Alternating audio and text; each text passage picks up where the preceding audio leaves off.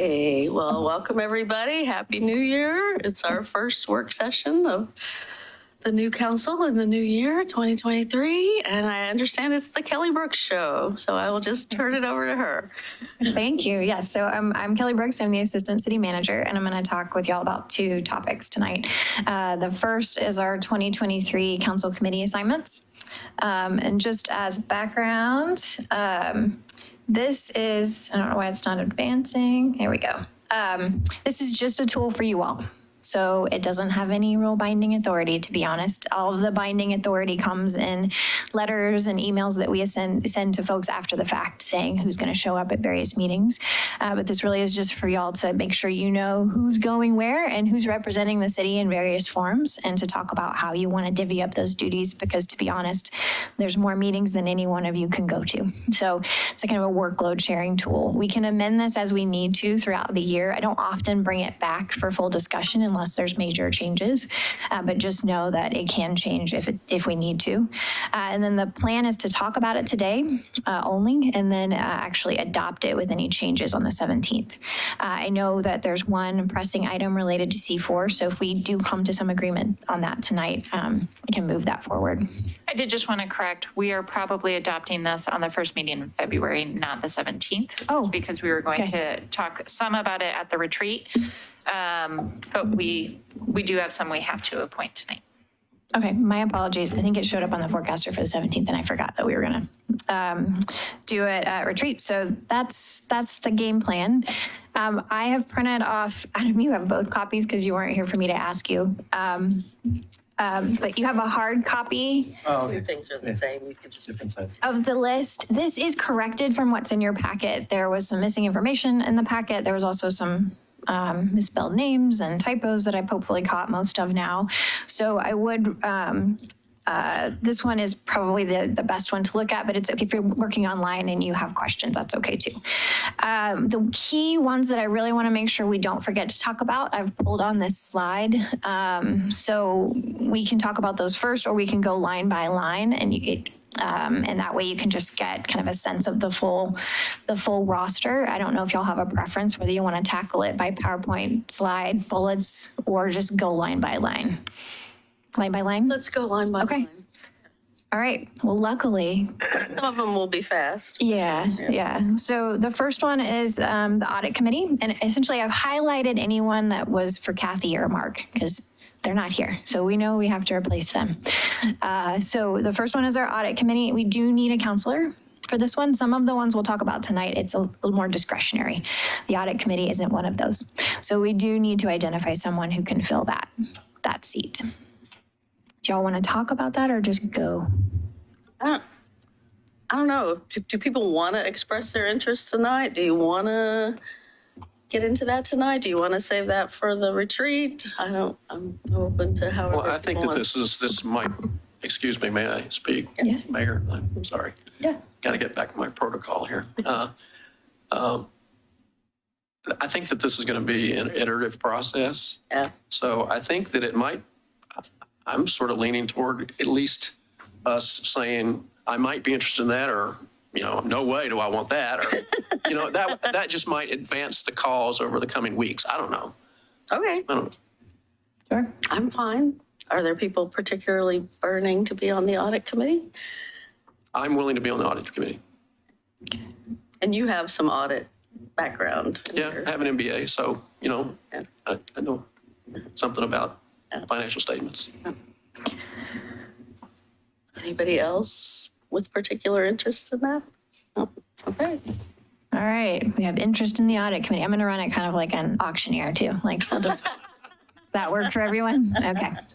When there's competing interest, it'll get really fun. Okay. All right. So the next one is easy. So boards, committees, and commissions, selection committee. Honestly, it's yours. The mayor does that and then appoints other counselors as needed to participate in various ones. So I've just moved your name into that box, if that's okay. And we've got that on a later agenda. I saw that on the forecaster, the process for that. So we don't need to spend time on that tonight. Yeah. Budget committee, also easy. You're all on it. Congratulations. You were on the budget committee as well. Same thing, Clackamas Cities Association. I believe there's been some emails talking about that, but that's more informal. Clackamas County Coordinating Committee. I know y'all talked about the function and purpose of C4, I believe before the year ended a bit. This one is we do need to identify both a representative for Milwaukie to full C4 and an alternate. And this is, if you like transportation and land use, this is the place for you to go. It is a 2-for-1 appointment, just so you know, it's not just C4. There is a subset of C4 that's for the metro cities, and you really do need to do both. So you would want the same person to be both going to the full C4 meetings, which has can be other cities that are outside the metro growth boundary. Or the MPO boundary, and then you would have the MPO, the Metro Subcommittee, which is just like Lake Oswego, Oregon City, Milwaukie, those folks. So it is, don't want to sugarcoat the workload on this one. These meetings tend to proliferate. They tie to a lot of other regional meetings that occur, like the Joint Policy Advisory Committee on Transportation at Metro, IMPAC, which is another Metro committee that focuses on land use. Well, that's what I wanted to ask you about, Kelly, kind of your opinion. Trent Wilson, who's the staffer for the county commissioners on this, only asked for our designees by March 1st or early March. And so I thought, oh, great, we can discuss it at the retreat. But they're starting the process on Thursday's meeting for filling those MPAC and JPAC seats. Is there any, and just so, and you know this better than me, so correct me if I'm wrong, but we don't have a seat at the table at either MPAC or JPAC. If we were Lake Oswego or Oregon City, we would, because they're the biggest cities. But there's one seat for the smaller cities. And Kathy had that seat. Yes. And so now they are looking to fill that seat. So it's not our seat to fill, but do we need to be, I mean, is it not really realistic that we would get a seat again? So should we not just kind of not worry about Thursday's discussion, or should we be in there trying to fight it out? Yeah. Yeah, I would say it's not really our time. So I wouldn't think we'd be highly successful. There's sort of a queue, and honestly, Happy Valley's in the queue right now, and they have the staff person to TPAC. There's so many acronyms. So TPAC is the Transportation Policy Advisory Committee to Metro. They're essentially the staff to JPAC, and Happy Valley is staffing that right now. So there'd be a nice alignment between the JPAC rep and the staff person that's going to TPAC, which would probably be helpful. The other much larger reason why it probably wouldn't be us is because everyone is talking about tolling and I-205, and we are far away from I-205. So the cities that are most impacted directly by the 205 project or tolling on 205 are the ones that are really angling to have a seat at that table so that they can have a voice. So I would say most likely we could try, but we probably wouldn't. Well, and maybe we don't want to Yeah. be, since tolling is the front and center question. Yeah, it's a challenging place to be because that is most of the coordination work amongst the cities right now on transportation, is to coordinate input and comments and feedback related to tolling and I-205. Mm-hmm. That's what they're talking about. Okay. Yeah. So with that, I guess I feel like if any or all of the counselors want to tune in on Thursday for the meeting, I mean, it seems to me we don't have to have a designee if we're not putting somebody up for running for one of these seats. And so people can take this month to tune into the meetings and decide if they think that's something they want to dive into, right? Absolutely. Yeah. I mean, you absolutely could take your time. There will be letters that come and go, so that there may be a need for me to circulate something amongst you all prior to having a C4 person identified to see if you have interest in that. But like I said, those letters will pretty much almost always be something related to tolling, I-205 or I-205, the actual widening project right now. Okay. And just for the record, this full C4 meeting is this Thursday evening. That's the one I sent everybody an email about today. The C4 Metro is an early morning meeting on either the 18th or 19th this month. It's a Wednesday, whatever the Wednesday is. It's usually, it's 7:30 in the morning. They usually key it off. It's, so JPACT, which is the Joint Policy Advisory Committee meeting at Metro, is on the Thursday. So usually the Metro subcommittee gets together the early morning before that, just to make sure all the Clackamas cities are in alignment heading into JPACT. It's acronyms galore, and there's more, and they just proliferate. I mean, I'm not to scare you off, but just know that whoever jumps into this pool of assignments, it's super fun. I mean, I think it's super fun. It's very, if you like again, if you like kind of policy wonk transportation and land use work, it's a lot, but it is also a lot. You'll find yourself wanting to know what's happening in a lot of different places to stay on track of it all. It's pretty detail oriented. Right. So, yeah. So I guess I would just encourage everybody who might be interested to tune into those meetings this month, and then we can discuss it more unless somebody's ready to jump in now. And we do get an alternate, right? So Yes. Mark, I mean, it's a lot, but it's also important for, positioning us for things and negotiating with others in the county. We do get an alternate, and it's my impression that maybe this last year they didn't both go so much, but before that, I think they both went most of the time. And it's probably a good idea for both to go so that two people are up to speed, right? Mayor, do we want to ask for a non-binding statement of interest? I mean, this sounds like, this is, from what I've read, this is really important. Yeah. But, I don't think we need to make a decision, but if people want to be part of it, do we want to kind of know so that we at least move down the path of assignments here? I do have an interest. I mean, I do have an interest. You have, As do I, yes. But I do think that this would be something to talk about at the retreat. Yeah. yeah. I mean, that's why I Fine, yeah. said, watch the meetings. All the meetings are on virtual now, so we can all tune in. And I probably will tune in for the one I can do, the Metro. But yeah, watch the meetings and we'll talk about it at the retreat. Yeah. Great. All right. I've got two potential folks interested, written down in my notes. Oh, three. We got three. Ramsey might have been interested too. A non-binding, Okay. no interest at this point, but we'll see. All right. And then Counselor Nicodemus. No. No. Is it a non-binding no? Sounded pretty binding. Drop my son up at 7:30 in the morning. yeah, my sales pitch didn't win you over. Okay, Clackamas County Fire District Number 1 District Board Subcommittee. Mayor Beatty, you are actually, I think, shown as the appointee, but we do not have an alternate right now. We actually had two. Oh. So Adam was appointed mid-year. Okay. Sorry, Counselor. No, you're good. So we do have two. It's up to you two if you want to stay in this season. Well, yeah, I was going to mention that one. This one is an easy lift. It's not a big, and it was an even easier lift in COVID. We went quite a long time without any meetings.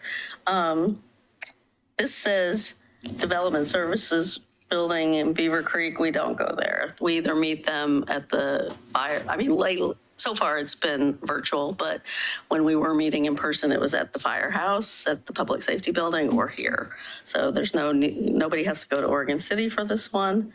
I've been on it for 8 years. I'm happy to rotate off of it. I'd be happy to have other people take this one on. It's usually about 3 times a year. I don't know what this says. Doesn't really specify, but 3 to 4, certainly never more than 4 times a year. Yeah. It's just it's like 2 members of our council, 2 members of the board of the fire district, the fire chief, and Ann. And it's really mostly information exchange. There are sometimes times we have projects we're working on, like upgrades to the public safety building that affect both, and that both are sharing the cost of or whatever. But it's mostly, there may be a little bit more this year if we do a firework ban. There may be some things to talk about. So anyway, that's There's that also one. the ballot measure this year. Yeah. So there Oh, will be that's right. conversations around the ballot Potential measure. review. Yeah. Yeah. They are looking to go on the ballot. That's right. I'm interested in this one. Definitively, or? Anyone else? You're interested I'd like in to see sticking how- on it? Yeah, I'd like to see how. Okay. Okay. All right. Clackamas County Library District Advisory Committee, we actually don't need a counselor to go to this one, but I just wanted you to know that it exists. It has a representative from our library board that goes. So that runs through our library board and then they participate in this group. And I've switched that out so that Brent Husher, our new library director, is the staff person, just so you have his name there. Okay, the Clackamas County Child Care for All Task Force. I don't know if this still is happening. I meant to try and does any- reach out to Kathy about this, and that's something I didn't get done. My sense is it was slowing down, but I don't know if it's actually stopped. Do you know? They had proposals last year, but I haven't actually seen anything for the last 6 months. So I would say that they probably slowed down to nothing. It's Clackamas Workforce that we can reach out to and just confirm that before we go to the retreat. Okay, that'd be great. If they continue out, I'd be interested in this. Awesome. Okay, the Community Action Board. So this we actually have recently been reached out to about. So they're inquiring who would like to come. The whole time I've been at the city, it had been Mark Gamba as the primary, and then he tapped Yelena Vosnovich, which as his rep, she was the alternate, but she was the one that went. She no longer is able to do that. So we do need to identify if we want to have someone participate from council, and then if we want to have an alternate as well. And this can be a council member or an appointment from the community. I'm sorry? It can be an appointment of a council member or an appointment from the community that you all appoint. Actually, technically, the mayor appoints. Well, and I had a conversation, I'm digging out my email now. I had a conversation with the person at the county who oversees this group, because they had emailed saying, we need somebody. When you look at their minutes, there's Commissioner Sonia Fisher was going, but otherwise there weren't really elected officials. They were mostly, I guess elected officials had recruited community members. So I wanted to see what I had written when I spoke with her. And I can read, would y'all like me to just tell you what this group Sure. is a little bit more? So this is from their email. It says, Clackamas County Social Services is looking for an elected official representative to serve on the Community Action Board, an advisory board to the Board of County Commissioners. The Community Action Board is an advisory group that advises Clackamas County Social Services Division on their community action agency programs for low-income persons. Members are appointed by the Clackamas County Board or of County Commissioners, and the group advocates both locally and at the state level on issues related to low-income individuals and households. Their meetings are the first Wednesday of every month from 7:30 a.m. to 9 a.m. I'd be interested in that one. Okay. I'm sorry. Is anybody else? I apologize. I just have a quick question. Sure. Do you know where the meetings occur? That's a good question. I don't right now. Look it up. Yeah, I'll find out. And is this the board that handles CDBG for smaller areas of the county and unincorporated areas? I don't know. It's your CDBG board. Okay. But I can confirm that while you all are looking at other things. Yeah, sorry, I don't, we did recently get some CDBG funds and it didn't go through here, but it was for transportation, so I don't know. Were you interested in this one too? Possibly, yeah. We can arm wrestle that's later. Yeah, I mean, I will find the link. I did get an email on this, and there is a link to their minutes online, so you can at least see kind of what things they have, who's on it, who's been participating, and what kind of things they've had on their agenda. I will say it was more, I remember discussing this as a council Happy to be your alternate. 4 to 6 years ago, and we had a few, residents rotate on and off of it. And it didn't sound very active at the time, but it sounds like it's more meaty now than it was back then. So it did sound like they were doing some good stuff on, helping houselessness issues and things like that. So I will find that and forward that to everybody. Okay, next up, Homeless Solutions of Clackamas County. I also don't know how active this is right now. So we'd probably need to do a little bit more due diligence on. It's not my fault. It's not a fire alarm. Okay. Okay. I didn't even know we could make that noise. So I think this one, I did some digging today and I just couldn't confirm. This is the one that kind of launched in Oregon City, kind of launched with Oregon City It is. several years ago. It Yeah. was really just an interest of Councilor Faulkner to participate. It was a regional discussion that they were starting, and it was before we were doing our own sort of houseless outreach and work with Loveland and Glenn. So you're welcome to go, but it is really focused on Oregon City work.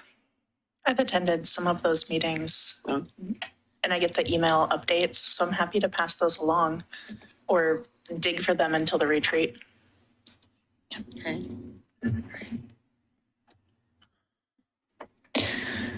Okay, the next one is Kellogg for Coho. So this is not really a thing anymore, but I kept it on here because Kellogg dam removal is a thing.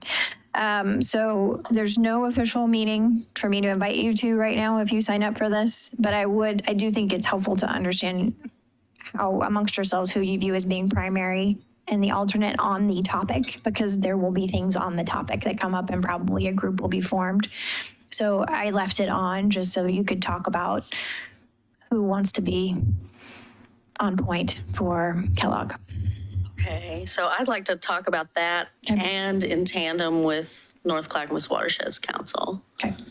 So, because they're related issues, the Watersheds Council is our partner with the dam removal. The Watersheds Council has other things to it too. I've been the Watershed Council rep for my whole tenure and 8 years, and I really like it, but I am willing to share the wealth. It is the Watersheds Council is a 6-meeting-a-year commitment. They meet every other month. They do expect you to also participate in at least one of their subcommittees. So in my case, I actually worked on their communications subcommittee because some of their subcommittees, frankly, like their issues and opportunities, is the group that is going to comment on our stuff, on our comp plan, on our tree code, on our whatever. And so it wouldn't have been appropriate for me to serve on that.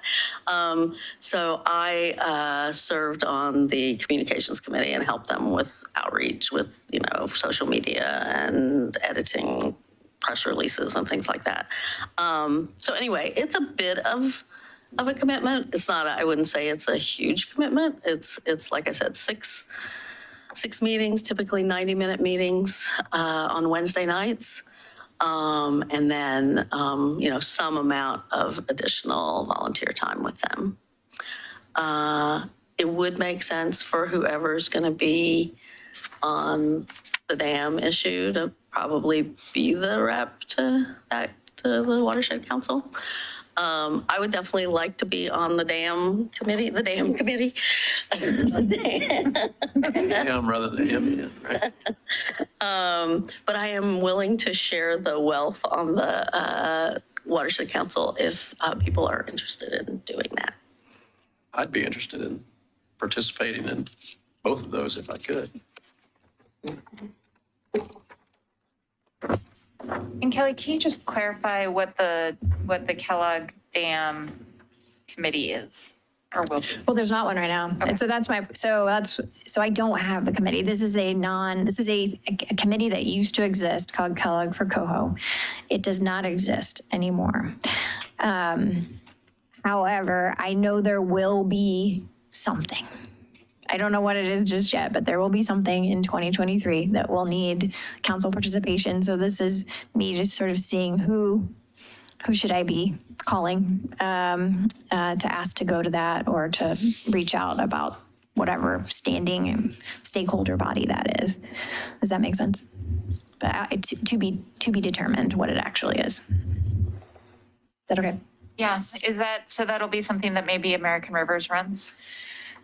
Right. So, and I guess maybe if I take one step back, in terms of will this even be a formal committee at some point? I don't know. Nikki Wick, the Watershed Council, absolutely a formal committee, so I appreciate you tying the two together. That will be a place that the Kellogg Dam project is discussed quite a bit.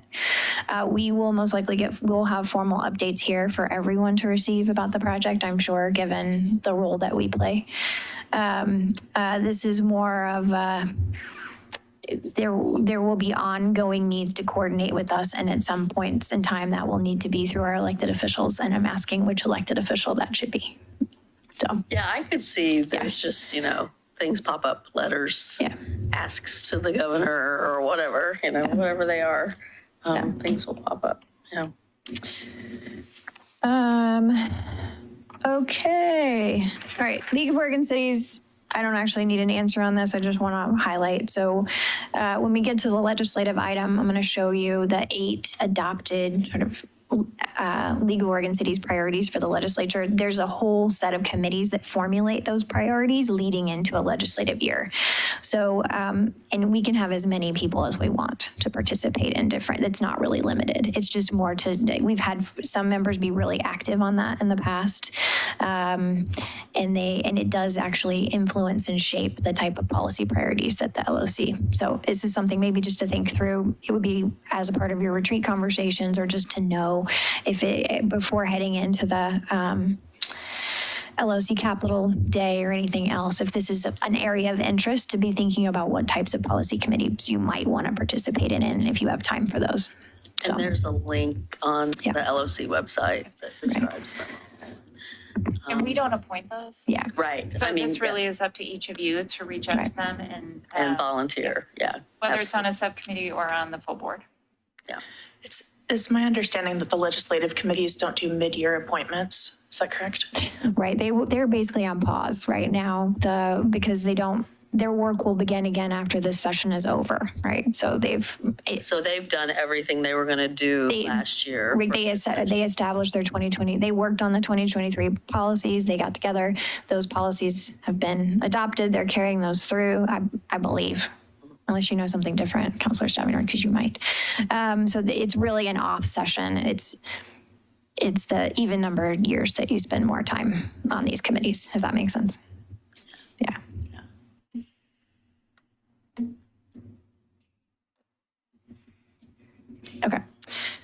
Okay. All right. Let's see. Local Contract Review Board, everybody's on that. Metro Mayor's Consortium, that gets to be the mayor. Already gone to my first one of those. Nice. Yep. The Milwaukie Center Community Advisory Board, this is not a council member does not attend. We have a community member that attends. It was Siri Bernard, but I don't think it's Siri anymore. No, it's actually Joel. Is Joel? Is it Okay. Joel? Okay. So, Joel Bergman. yeah. I actually think, isn't that Wilda Parks? Oh, it is, Oh, you're right. Joel is a member of that board as well, but not as the cities. but not the Right. cities. He's on the DAC, Yep. yeah, he's on, okay, He's yeah. the president of the board. You're right. Thanks. Okay, I'll update my sheet. Okay, the Milwaukie Redevelopment Commission, you're all on it. But the Milwaukie Redevelopment Commission Community Advisory Committee does need a counselor to come. So, and I do really need that one, because that's my committee. Be interested in doing that one. You would be? I have some But I interest don't in wanna- attending. yeah. I don't need to be the representative, but Oh, yeah, they're all open for everybody. Okay, the Milwaukie Parks and Recreation Board, PARB, Counselor Nicodemus is our rep to that right now, and we don't have an alternate. So, And would you like to say that, or you wouldn't? Okay. Great. Can we talk about that in relation to the District Advisory Board? Yeah. So historically, we've had that seat also sits on the District Advisory Board. There have been some issues over the last year about, go for it. I can continue on that. You can, you're fine being on both? Yeah. Okay. So on both? Yeah. Okay, great. Right. okay. And just so we're connecting some things here. We're jumping around on the sheet. So if at any point in time you're like, I got lost 3 references ago, there's a lot of acronyms, just please stop me. And I will try to connect them as we go, just so you know. But I don't want to lose anybody on the, on the spreadsheet. Okay, North Clackamas Chamber of Commerce and Public Policy Team. Layla's on here. She doesn't work here anymore, so I need to update that. I think last time we talked about this, we were potentially going to have different counselors just go sometimes. I don't know how often that happened. I had never heard of a counselor going. Okay. I mean, I'm sure Wilda probably Yeah. went, but after Wilda, Wilda was the last person. We had a couple of rotating staff who went for a variety of times, but there has not been any consistency from a council member. So if somebody's interested in economic development and wants to participate with the Chamber of Commerce, this is a great one to go to. The public policy conversations happen, I think, monthly. I think they meet once a month. And in fact, this is the meeting next Monday where they're going to talk about Project Turnkey. Okay. And the county staff are going to be presenting on Project Turnkey and that proposal to buy that hotel along 205. I don't have a good sense of what their, what's on their agenda beyond that. I mean, it's the kind of thing I might want to drop in on when there's something interesting on the agenda, but I wouldn't necessarily sign up for regular participation. You wouldn't want to do that? No, I mean, it's up to you. You're welcome to participate. I'm just, Yeah, yeah. I would. Okay. Those are run also as a brown bag lunch. So just bring your lunch and hang out.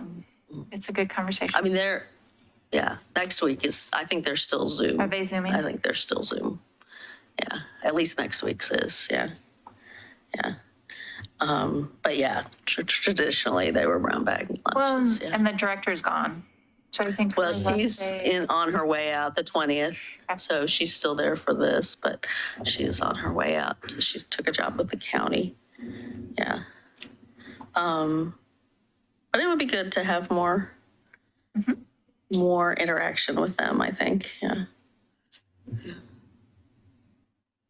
Okay. All right. So this is the North Clackamas Parks and Recreation District Advisory Board, which we just talked about. The Counselor Nicodemus is on. That ties. This is the advisory body to the North Clackamas Parks and Recreation District Board, which is also our Clackamas County Board of Commissioners. So it's where we fight about parks. Okay. North Clackamas Social Needs Roundtable. Does this still happen, Anne? Do you know? It does. It's actually been run by Rao Middle School, and it's being done by Harry Applebaum. And their meeting was actually today. So if somebody's interested in being a connection into that group, it'd be great. We could use additional relationship with them. Okay, that is, okay. So thank you for reminding me. So I actually get those, the library staff go sometimes, and we actually send staff on occasion. I know John has John has been a gone. lot. And so we have staff that attend, but I don't think we've ever had, other than Counselor Falconer, council participation on an ongoing basis. But it's a nice way to connect. You're interested? Okay. Okay, we are at the North Clackamas Watershed Council, which we talked about with respect to Kellogg Dam. And I had Lisa and Robert. Did anyone else hold their hand up on that one? I think it was you two, right? Okay. Yes, yeah. Okay. Oregon Mayors Association, that is Mayor Beatty. Okay, our West Advisory Committee, Councilor Khosrowbadi, I have you. Are you sticking with that? Yes, ma'am. Okay. All right, and then this one, Region 1 Area Commission on Transportation. We don't really decide. This should probably, ideally, it would be whoever is the small cities representative to JPACT that's appointed would go to this as well. It is the Region 1 Area Commission on Transportation. It advises the Oregon Department of Transportation. Mark was going, I think in large part to spare Kathy another transportation meeting in because he had an interest. So I don't know. I don't know if we would, we could try, but I would say in the same vein of C4, it's probably not. Well, and this is one of the things on C4's agenda for Thursday, this as well as JPACT Impact. So yeah, they're starting that conversation on Thursday. Yeah, probably not going to be us. And then I would actually take it off the list altogether if we don't have a Milwaukie person going. Okay, Regional Water Providers Consortium. Yeah, so this one is, it is what the title says. It is all the cities and water providers who aren't necessarily cities. Some of them are special districts from the metro area, and there's even a few from outside the metro area who participate. They have two big portfolios. It's conservation and emergency preparedness, and sort of doing drills with each other on emergency preparedness. Being a member of it has been good for the city in that they helped us get a water purification. They helped us get federal grant for a water purification truck. And Peter and his crew have participated in some of these exercises, at least pre-COVID. It's a 3 meeting a year thing, and they're very fixed days. It's like I can't remember, one's in February, one's in June, and one's in October, I think. It's still been virtual as of the last meeting. It's kind of interesting. I mean, I've been doing it for 8 years. Again, I'm, happy to share the wealth. It's 3 hour-and-a-half meetings a year.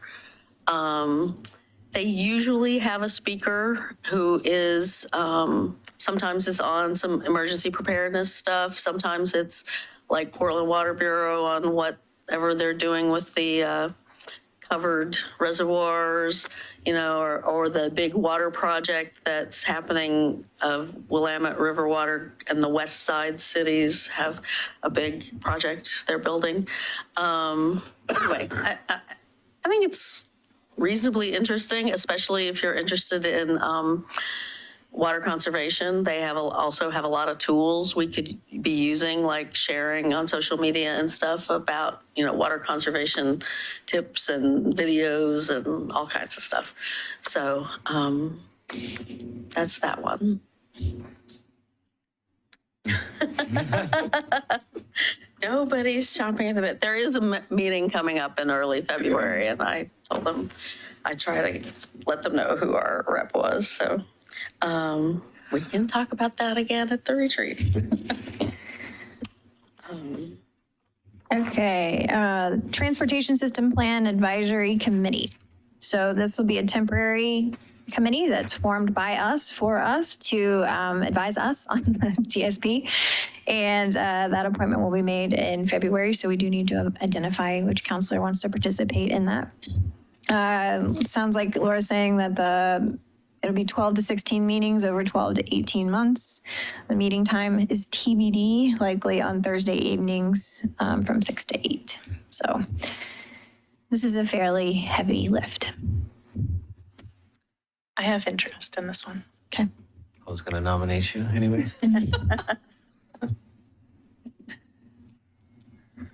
Awesome. Okay, the last. That's a thing that we'll all obviously Yeah. be having updates on and stuff too. Yeah. Yeah, absolutely. Can I ask a question about Yeah.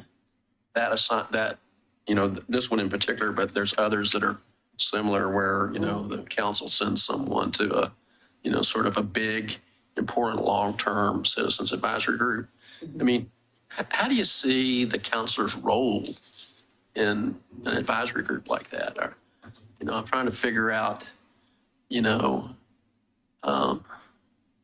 are they a very active participant? Are they in the listening mode and answering questions mode? Or, Well, having been on the comp plan and the CPIC advisory committees, I'd say it's kind of a middle ground. I mean, I took a middle ground role. I was on one of those with Mark, and Mark probably took a more active role than I did. I mean, I definitely expressed dissent if I didn't like the way something was going. But I mean, I also made it clear that council is 5 people, and just because I don't like it doesn't mean it won't. The only reason I ask is that there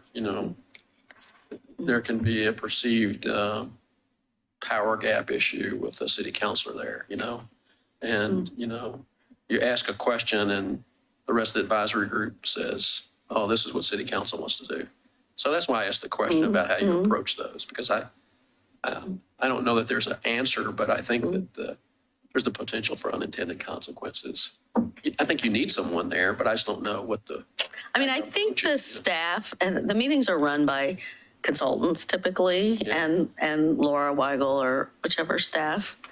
So, I mean, I think they do a pretty good job of, getting all voices heard and not letting, well, I mean, I do see your point that there is potential for that, but. I apologize up front to everyone for getting in the weeds. Sorry. And actually, this is a part of our communication agreement discussion for the retreat. So I do think it's a great opportunity for us to put something on hold, but bring it back up about what role do you all have as a unit versus independently when you're out speaking. And we'll make a note to bring it up there.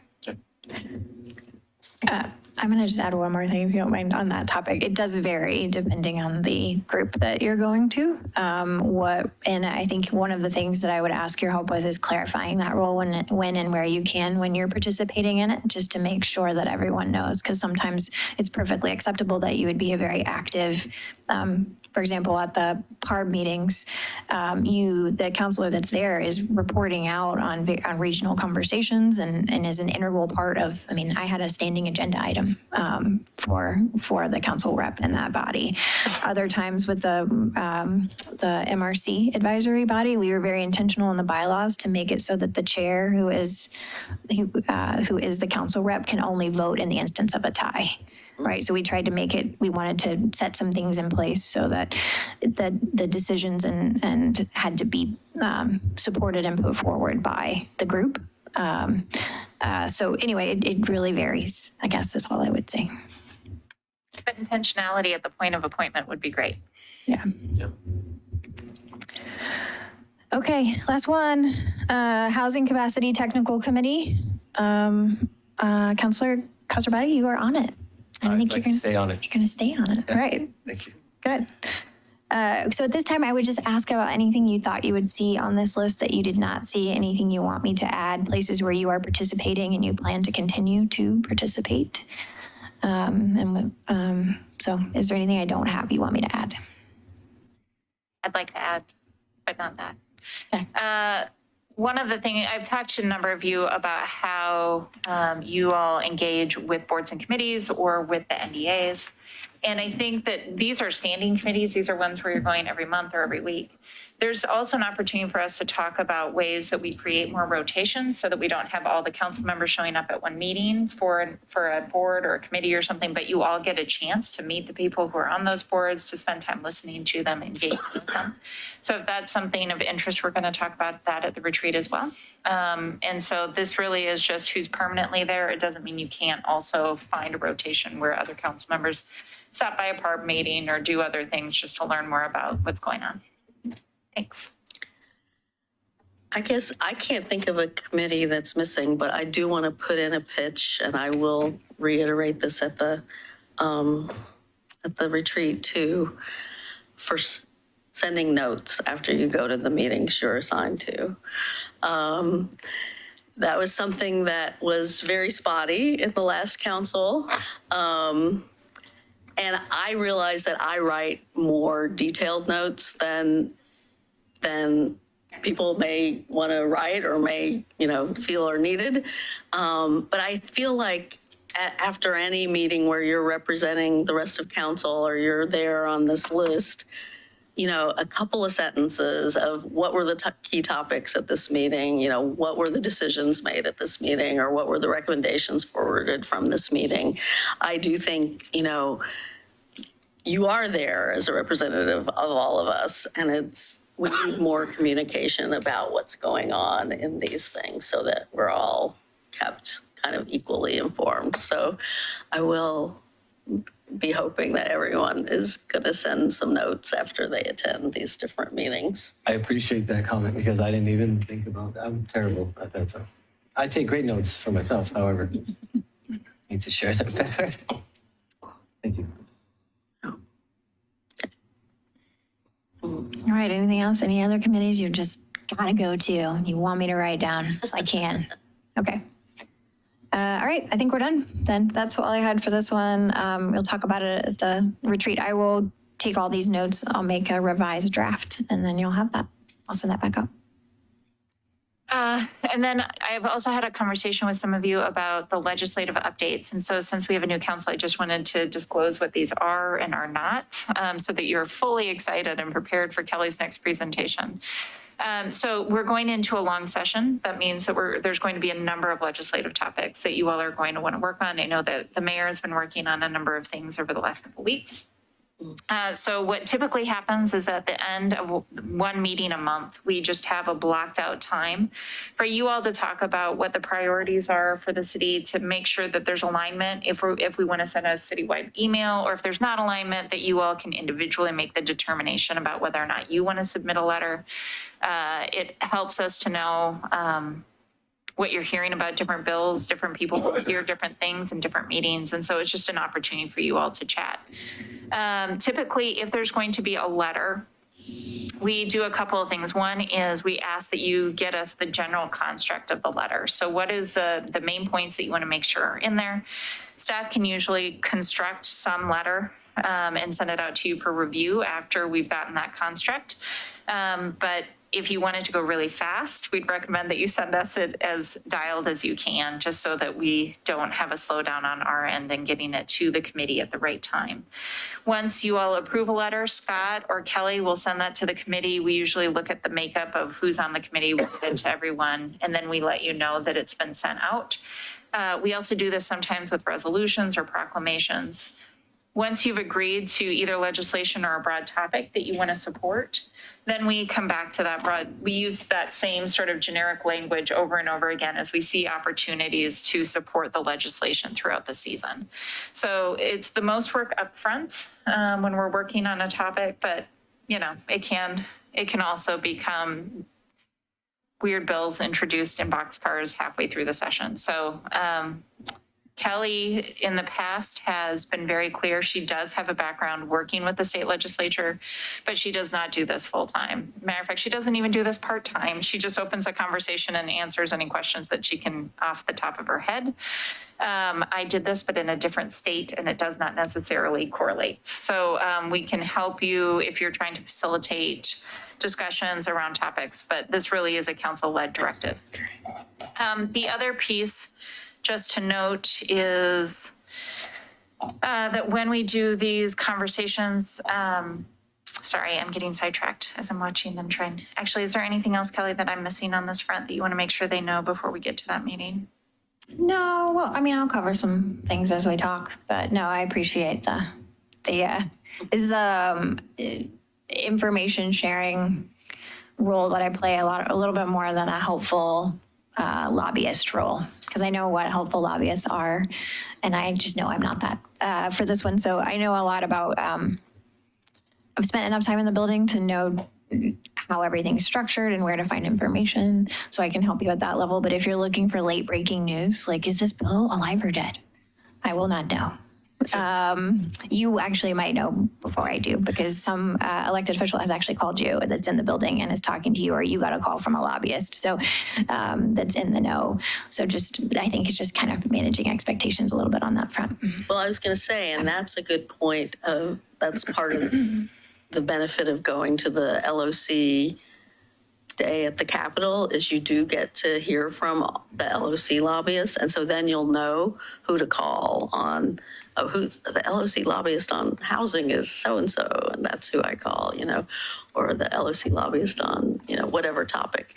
Because they're the ones who, will often know. Yeah. And right now we have 2 of you going, it sounds like, or at least interested in participating in that. So I don't know if Councilor Stavignyard is going still. I know the mayor is interested in going down. Are any of the rest of you interested in participating in the lobby day? Okay. I am, yeah. Okay, perfect. So I'm gonna let Kelly start. I didn't know she had a slide deck on this topic, or I wouldn't have said so many things. But if I still have things to say at the end, I will. Okay, a quick question. Can I just go back over the primer, the letters supporting, or I guess against these just go to the committee members. Is that what I heard? It depends. Okay. I'm sure I'd say this a lot. So it depends on what letter we're sending and why. So normally, most of the letters that we've submitted since I have been here have gone to the chair and vice chair or co-chair of whatever the relevant policy subcommittee is. There will be times when that may be different, right? It depends on where the bill is in the session. Maybe we need to send it to the speaker and the Senate president. It just sort of depends on the advocacy outcome we're seeking and who we think is the best audience for that. Disassociated influencer in the legislation. Yeah, so that's what we talk about. Like, what are we concerned about, or what are we excited about, and how do we want to influence that outcome, and what's the best way to do it? And it's usually a letter to a committee, a legislative committee. We haven't done like letters to every member for a floor vote or anything like that. Is there ever any coordination among cities on this? Yes, and that's what I'll talk a little bit about in a minute. No, I like your questions. No, it's whatever I'm going to ask anyway. No, it's okay. They're all good.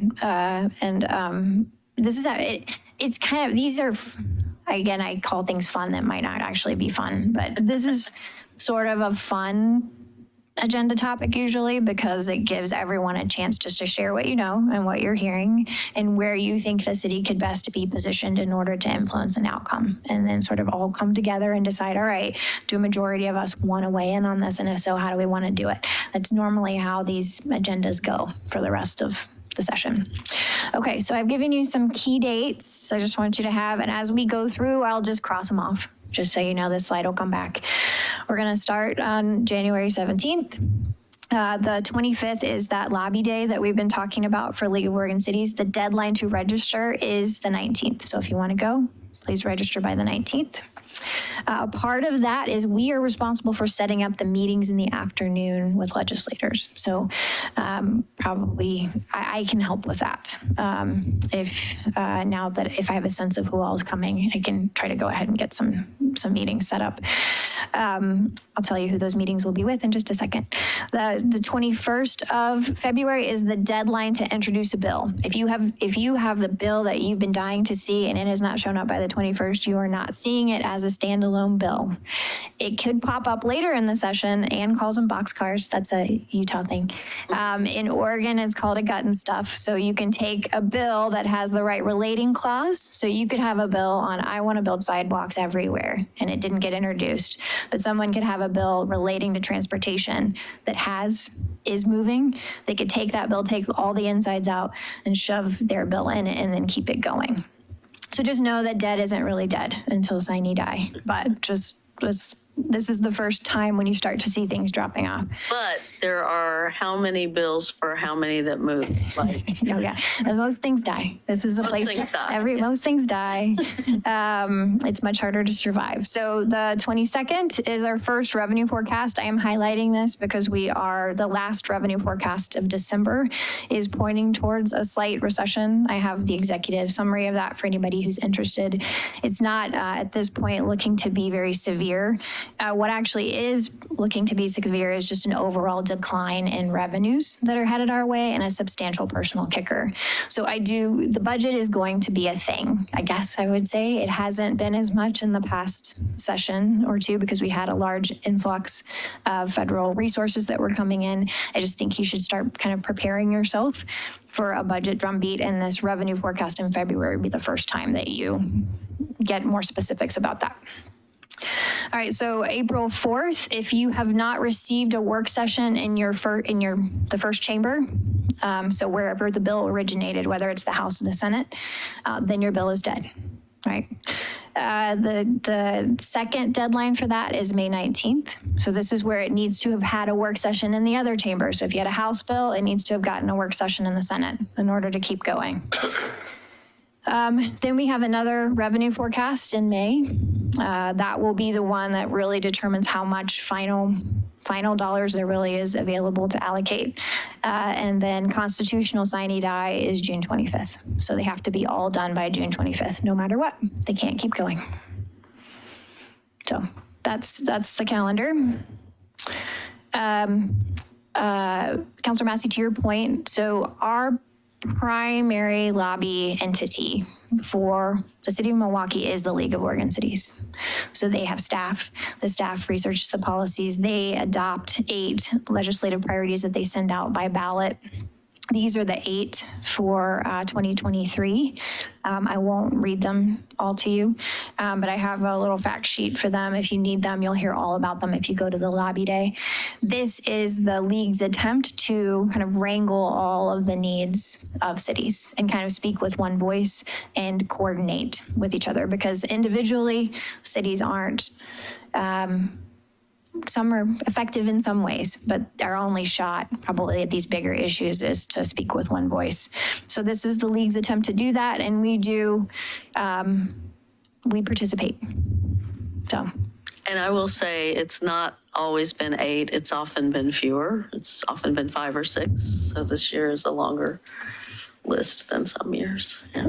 The thing that I haven't given you, which I will, so these are kind of the issue-specific ones that the priorities, but just ongoing, the league does have certain things they always care about.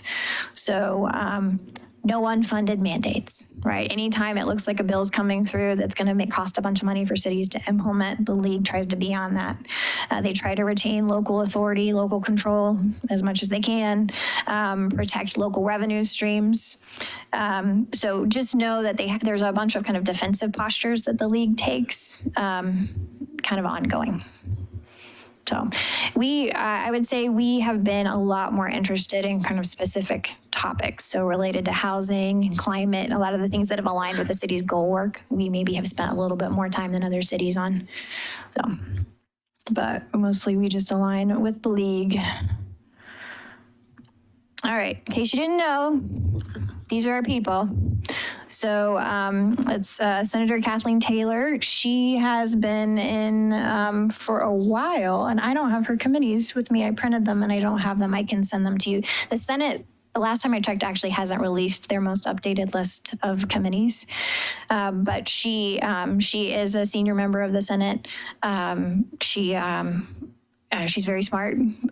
She's particularly really smart on financial as her professional background.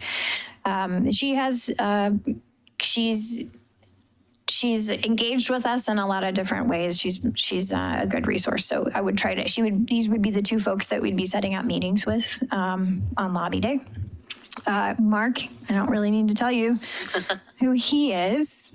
And you may know his committees, but I didn't until today. So if you want, I can tell you what committees he's on because I just looked it up.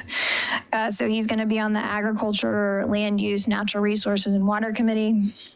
He is co-chairing the Housing and Homelessness Committee, and he's on the Transportation and Economic Development Subcommittee for Ways and Means. So that will be another strategic thing that we will likely want to consider as we're talking about issues. We are going to have more access to those committees just because our former mayor is there. And you will likely get asked to potentially help provide that access. If folks are working on other issues, they may be reaching out to you in those committees, given the fact that you all know him. Just heads up. Okay. These are all linked, so I'll make sure you have the file. But if you, the Oregon Legislative Information System is not terribly difficult to use, actually. If you've got a bill number and you want to know, you can get there. There's a little tutorial on it and I can help you, but it's probably the fastest and easiest way to see, to read the bill, read any associated fiscal reports about it, see where it is with amendments, all that good stuff. There's also a service that League of Oregon Cities has, which is through CM3. The username for that I put in here, it's just loc@oregoncities.org 2 times. That is where the league staff are taking bills and processing them and then ranking them in terms of level of concern and providing any comments. There's nothing in there right now, I just checked. So, but as bills are moving through the session, that is a place where you can see what league staff are saying. So it's a good resource. It's a little cumbersome, not gonna lie, but if you wanna get into the weeds, it's a way to get into the weeds. And then Thorn Run Partners, so that's the Metro Mayors Consortium that Mayor Beatty just mentioned. That is another lobby entity, so that's Dan Bates and his team. They work on behalf of the Metro mayors, which it is helpful. We tend to have a different set of views and political interests in the Metro region than kind of the rest of LOC. So it's sometimes nice to have someone focused on kind of more Metro issues. And so, yeah. Mark sent out the last set of notes from Thorn Run. Did Rebecca and Robert, did you guys get those? No, okay. Well, I haven't checked, my city email, so I don't know if it's there or not. Okay, no, it would have been before, so if he didn't, okay, I'll send that around. There wasn't that much substantive on the last one, but it was mainly about changes in personnel at different agencies and stuff. Yeah. Right, which is just, I would say, is expected to continue here for a little bit. You'll continue to see high-profile staffing changes at state agencies, and some of them are probably worth paying attention to.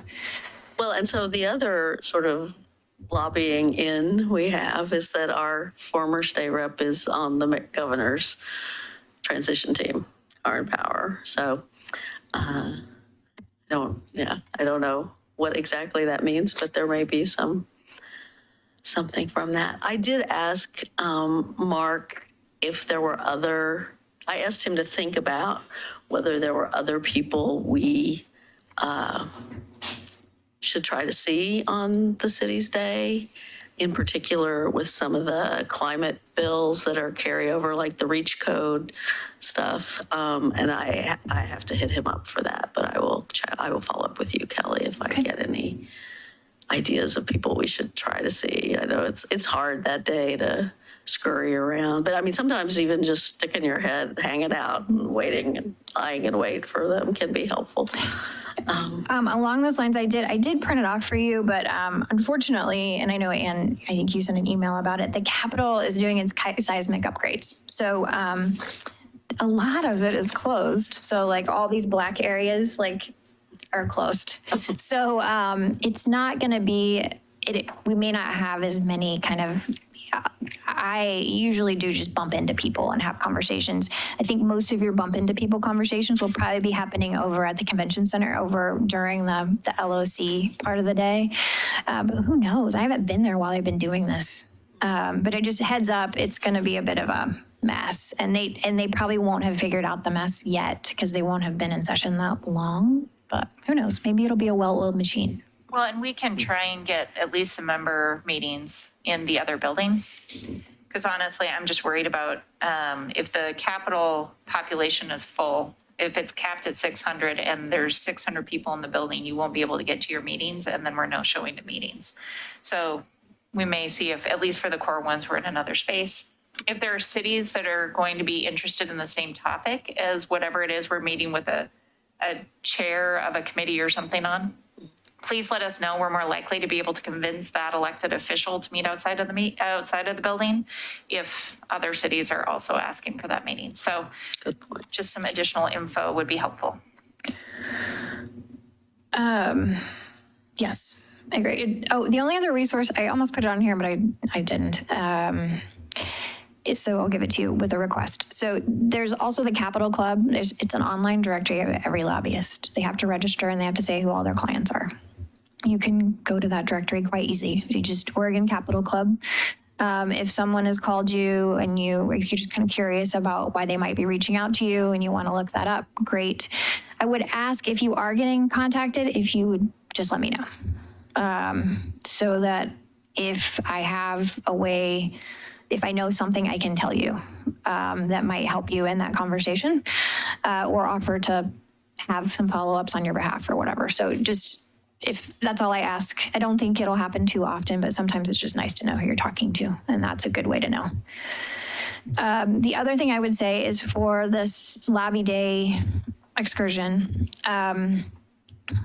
let me get a little progress with setting up meetings, figure out where that should happen. If we are going to be talking about things that aren't on this list, it would be good to know, right, before we walk in. Otherwise, it can be kind of a mess because we usually have 15 minutes, right?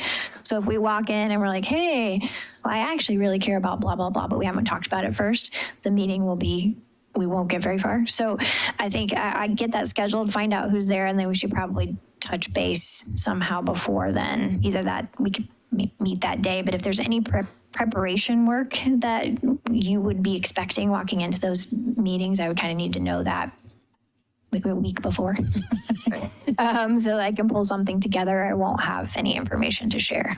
So. Well, so we probably should have a block of time on the 17th to talk about this. Yeah. Yeah. So, okay. So I've got us on the agenda for the 17th. We'll just use that time for this instead of adopting the committee assignment stuff, because we're going to talk about the committee assignments and finalize those at the retreat. And that's it. I don't have any other plans. Do you want me to talk about anything else? No, but I have a couple of fun ones that Kelly usually says at some point in the year. Okay. So it gets really tempting to have a long list of all the things we're going to go lobby on. It's really important that we try and trim that list to the things that are most important to you instead of talking about a bunch of things, or it gets confusing going back to the 15 minutes. That's why we've added it to the 17th, and we'll make sure we talk about it there. But for instance, if you all decided that the money for the houseless piece for the $40 or for the construction was top-notch important, then it should be the primary thing you're talking about in the room. So we try and limit the conversation. I know that LOC has a list of 6 things. We try and limit the conversation to 1 or 2, or in that 15 minutes, you just don't give any of it. It's due time and you kind of miss things. Same thing, if we have a money ask this year, usually money asks go higher than other asks. So I don't know of any money asks. I know we're working on with the Oregon Mayor's Association on their money ask, but I don't think we have anything independent. We don't have anything for Kellogg this year. We don't have anything like that. But on the year that we have to go talk about Kellogg money for ODOT, it should be the only thing we talk about. So I'm just asking you all, as you're thinking about it, it's really easy to come up with a long list, but I'd ask that we try and contain it as much as we can to what's most critical. We can send letters all day long out of council meetings, but when you're actually talking to the reps, it's really important to keep it short. Well, and the other thing is that, of course, given the schedule that Kelly showed us, on January 25th, there are still bills dropping, and there are still things that are gonna, So we may have a priority in March that we don't know we have at the end of January. We can go back and testify, and sometimes we can testify remotely. But I mean, there will be things that we feel strongly enough about that some of us may want to go testify when they're having committee hearings, as well as, we've typically handled it through letters, but I know Mark went quite often. He went a few times every session at least to testify on something. So, I mean, that is also an option as we discover that, oh, there's this thing that's now we realize, is important to us that we didn't know was happening then. I will say that Mark is introducing a bill to make clear that cities have the ability to ban natural gas infrastructure, and that would obviously be something we would probably want to support. Anyway, I mean, there will be things like that that aren't LOC priorities that we will want to, chime in on through the session. A general question. How do we make ourselves, the city, should I say, valuable to members of the legislature? How do they look at us as a value to them? We kind of look at it as, well, we want this, give us this, we want that. But if we provide some value to them, then I guess I'm thinking optimistically that you're more likely to get something out of them when you want it. How do we make the city valuable to Kathleen or whoever? I know this is a general question, but I just don't know. Well, I can give my answer, and then I actually probably would invite you, Rebecca, to chime in a little bit too, just as someone who's worked with elected officials. So I would say at the legislature, you represent, as coming in from a member from a city, you represent a person who is working in a volunteer position on things you care about, who's not getting paid, and who has direct, immediate experience and tangible examples of how a policy might play out in your community. So that is actually hugely valuable because so much of the conversation can often be here. So to have someone that can come in and say, hey, this is what this means, this is why it's important, and this, if you give us this resource, it will be used in this way. So you, as a part of a lobby day, that's why the league does lobby day, so that local elected officials can come and give those real world examples. The other thing that you all bring, we have record turnover, I think, in terms of new members in the legislature, and you all have good existing relationships with one of them.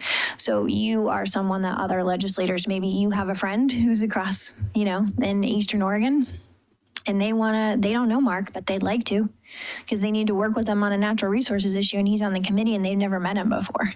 You being able to be that bridge and that liaison to help foster those relationships is a huge benefit, actually. So I'd say those two. When I worked for an elected official and people would lobby me, it was at the federal level, but if I had, one lobbyist come in one day and tell me, nothing against lobbyists, they're great people, but, I need this is really important. And then I had a mayor or a counselor from one of my communities come in and say, that's not how it works. Like, that was pretty big, right? I'd immediately pick up the phone and say, okay, I got different information. So that's what I would say is how you're the most useful, is just to be that experienced person with local expertise. Well, and I think sometimes if a legislator is wanting to do, maybe wanting to promote something that's consistent with what we've wanted, and they're going to have a contentious hearing, or they're going to have a lot of loud voices from the opposite side. If you're willing to go down there and testify, I think that does earn you some points sometimes with the legislator who's asking for, wanting some support for what they're trying to do. So I think that is how we can sometimes be helpful to Kathleen or, whoever. Just a couple of thoughts. I think that the strong relationship building is very important to make sure that the work that we're doing is not only maybe us going to testify, but helping to find local voices of folks who have been impacted by the issue that they're addressing. And provide that support to make sure that that individual feels comfortable going to testify, it's incredibly overwhelming. And we know, like, it's nerve-wracking just to be at that table, but to then be, in a legislative hearing is pretty overwhelming. So to provide that support, I think, is really helpful. Anything that we can do to make their job easier, to, add some local, voices or ground truth to the legislation that they're proposing, I think is also incredibly useful. And I think just one thing that I always come back to is that it's not always our voice as a public official, but the voices that we also represent and the conversations that we have helps build that local context for someone who's working, at the state level.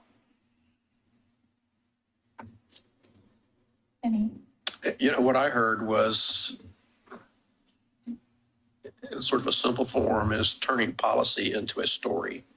In other words, the ramifications of this policy, if it's enacted, does this to El Puente Elementary School, and it helps Mrs. Smith, a third grade teacher, or whatever, whatever you can turn into a story, I think has more stickiness, I guess. Yeah, I think, yes. And I also think, I hate to say it, but legislating, the farther you go up, it's kind of in crayon. Those are very rough, broad strokes that are being drawn, and they're oftentimes being drawn pretty fast. So to be able to have the skills that you all have, where you can read critically, how policy works, and to be able to kind of think through how that would actually play out and be implemented in code is really valuable. So. Well, and I will say, like, the telling stories is certainly a big part when you're talking about houselessness or human services issues.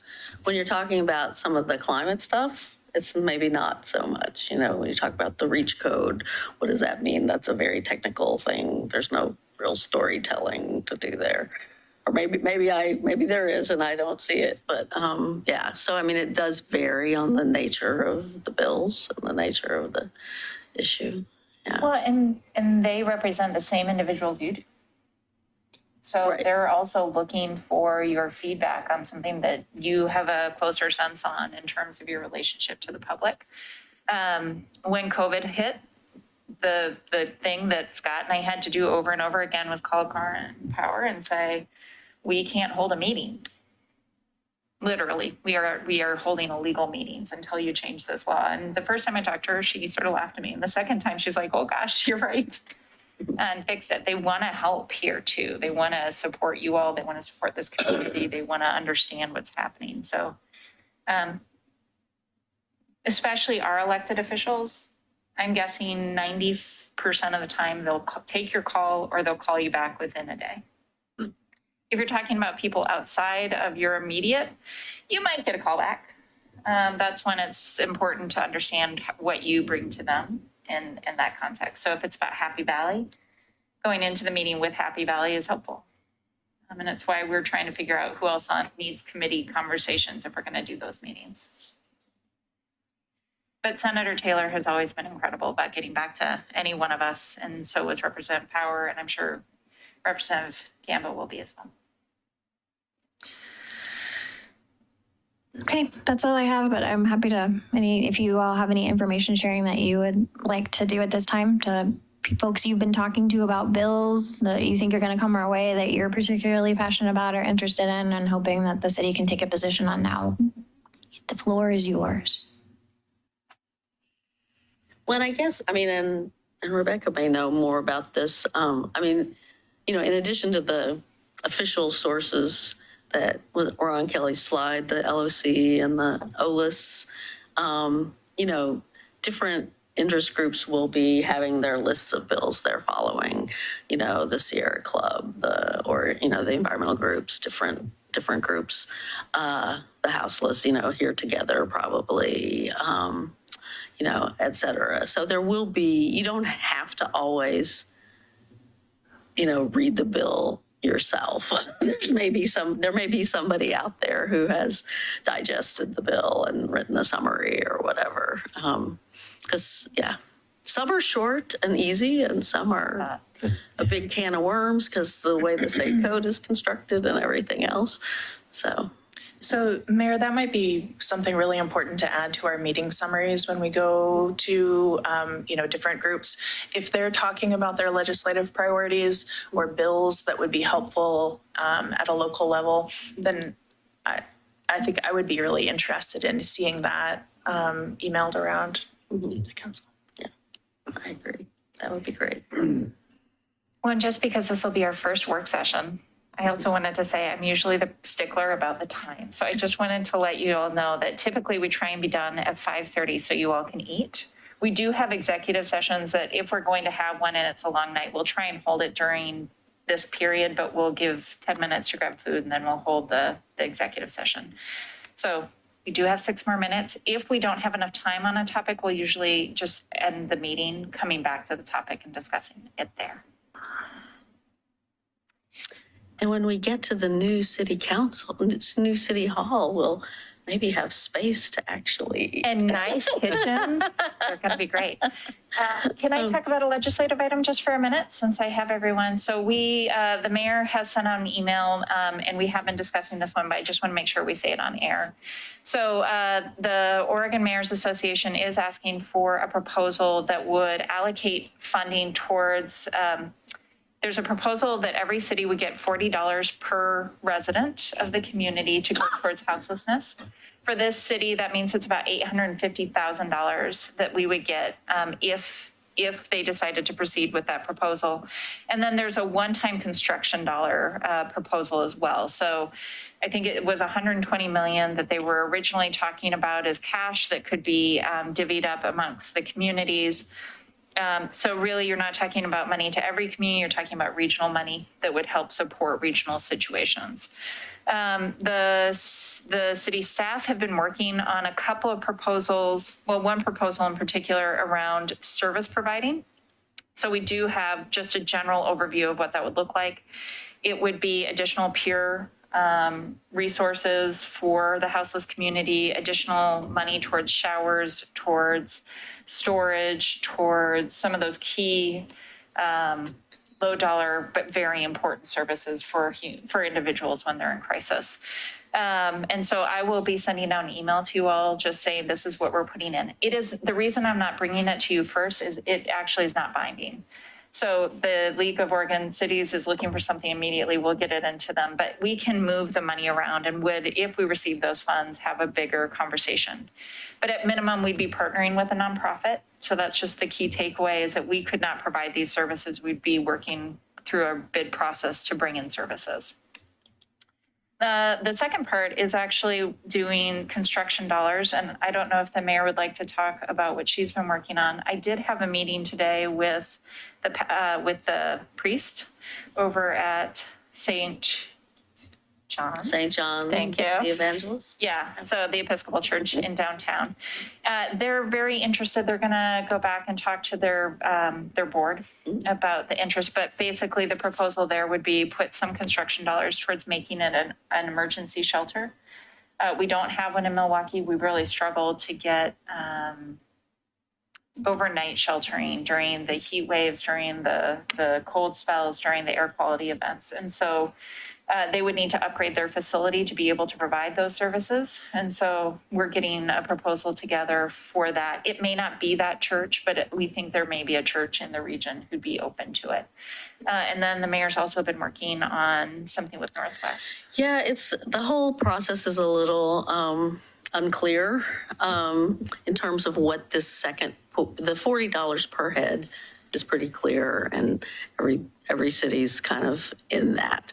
The separate capital construction ask that was initially framed as $120 to $150 million. It's really less clear what the Mayor's Association is trying to do there. I will say that, we had conversations about this kind of thing, like helping a church upgrade so the church could provide we were told a couple of years ago, we had a code package and they needed to have sprinkler systems and they needed to have egress windows and, certain things. So helping fund that so that they could provide the shelter.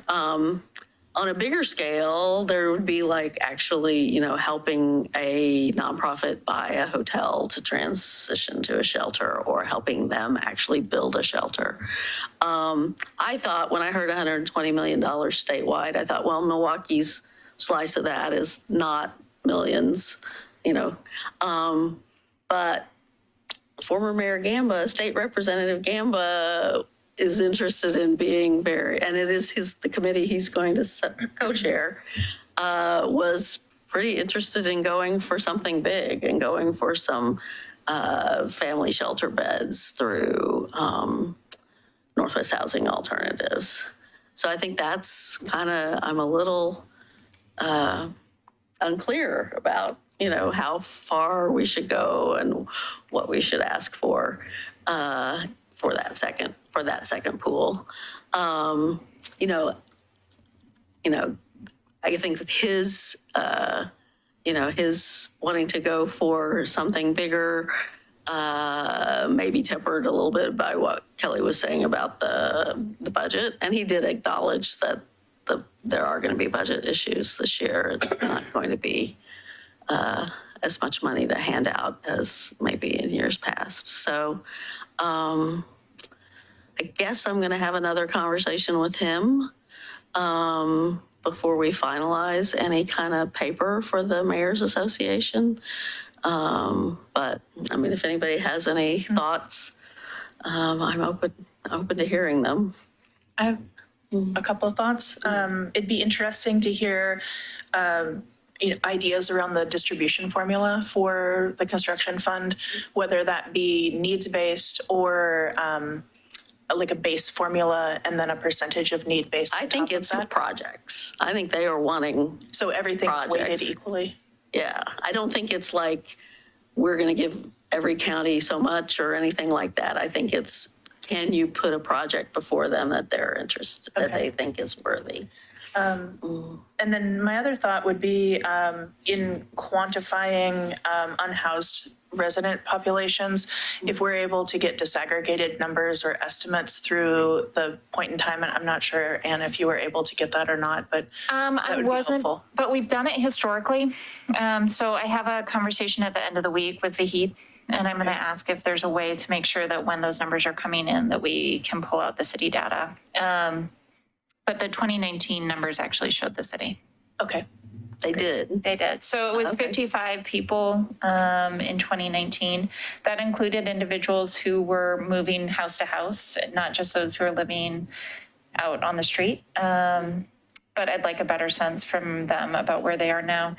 The person we've been working with at the school district has also moved on. And so I've reached out to some new names to see if we can try and track it down through them as well. That might be an area worth advocating around, because that formula should absolutely include students that are unhoused as well. And I'm going to be curious on what the committee does, right? So right now, a large majority of our houseless population is just simply moving house to house. They're not individuals that you necessarily see in a car or sleeping outside. And how you provide services to them is very different. Mm-hmm. And so that's a lot of the work we've been talking to Glenn about on our staff, as well as Vahid about. But any questions that you have that you'd like me to try and get answers to in the next couple of weeks, feel free to send me a quick email and I'll try and add them to the information I'm pulling together. The memo that you all are going to get is just a broad overview. This next, I'm sending it tomorrow. Thank you to these amazing humans for editing it for me this afternoon. It's 7 pages of just what are we doing around houselessness so that you all can see all of those pieces. It's not specific to this proposal. We are also sending you one on CET. So just an overview of those funds, how we're doing the funds, the allocations and management. And then Suzanne in my office is writing the 1-pager tomorrow. So she has all the content at this point. She's using the memo that we drafted as well as. Did we get a sample one pager from LOC? I've been got a- trying to get that. I got for- an outline. 2 weeks. So I Okay. will send you the outline tomorrow once Okay. we put stuff in it. But it's really short. It's maybe 4 paragraphs top. So, and if you want to add anything then on the construction side to that document, that would be great. But I've also heard rumor that these are not well edited from any of the cities. So just know they're all being sort of put into a jumble at the LOC, and they're going to pick and pull out of them to try and make them consistent. Oh, that's what I'd heard. They'd hired somebody to help them make them. They'd hired a consultant to make them all consistent, which, Makes sense. makes sense. Yeah. But I mean, even with that, I couldn't get anybody to send me an example. It was like, really? I'm going to give you my examples. Perfect. Okay, that was the only legislative item that I had at this point. I think the mayor also mentioned that Mayor Gamba is working on legislation around natural gas for the cities and to allow for some coverage. For those of you new to council, the issue there is just making it clear that cities can do this. Alternatively, we're concerned about litigation. Okay, that's all I had. Okay. And I went over by 3 minutes. I broke my own I rule. know. I'm just going to close with, I know the 3 of you have heard from me a lot of times, but you 2 haven't. This is a good, I'm a frequent flyer here at these meetings. And so if you have feedback for me, any ways that I presented information that was hard for you to access, just open, let me know. I can learn and grow, and I'm getting to know you both. So yeah, just feel free to drop me a line or give me a call if you have any feedback. So thank you. Thank you. All right. Thanks, everyone. We will be back at 6 o'clock and the judge we'll start with the judge. Is that correct? Okay.